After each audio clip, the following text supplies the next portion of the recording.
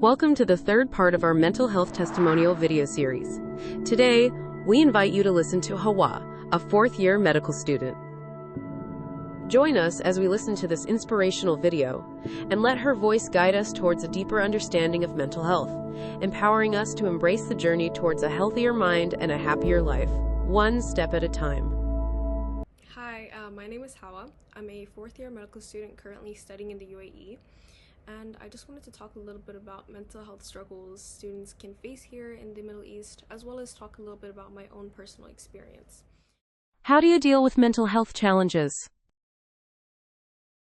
Well, as a student anywhere, it can be hard. You have the long study hours, you have the long rotation days, the clinical work stuff, the exam stuff that you have to take care of. It's a lot.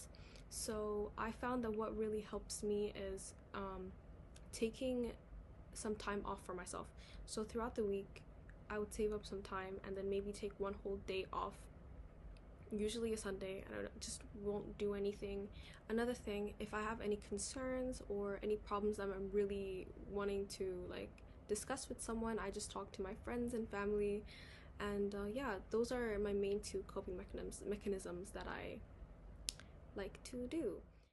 What difficulties do you face as a medical student here in the UAE? So there's two. The first one isn't related to being a medical student here in the UAE. It's just being a student anywhere. Is balancing study hours with everything else going on in life. So this was the biggest issue I faced as a first and second year student. I did not know how to break down my schedule so I have time for everything in my life. So more often than not, I neglected a part of my life that I should not have neglected and would focus more on another part. So that's definitely not healthy. The second one was transportation. It is transportation, still is transportation. Basically, more often than not, we have to go from one place to another, back to uni, back to the hospital, back to the clinic. And you definitely need a car. Unfortunately, there isn't a strong public transportation system where I live, and it's not walkable at all. So unless you have a car or unless the university is setting something up for you, it's extremely hard to get from one place to another. I have my friends drive me majority of the time, so that's the main issue. Have you experienced stigma related to mental health within your community or your family? So unfortunately, mental health stigma is still alive here in a lot of our communities. However, from what I've seen in the younger generations, like in my generation, a lot of us are a lot more open to being vulnerable and talking to each other about our mental health struggles, and we're a lot more open discussing what was considered like the elephant of the room. So yeah, I would say there is a change now.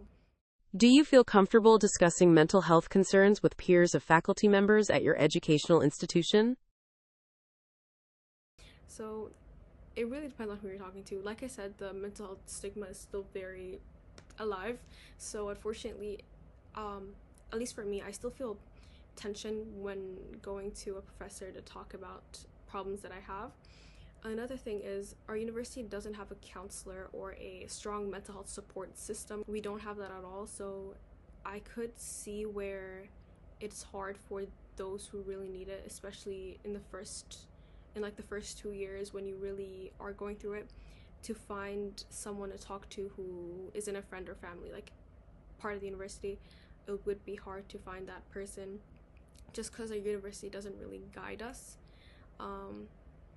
into finding a support system within the university. So it could be hard. So yeah, those were the insights that I wanted to let you guys on. I hope this helped.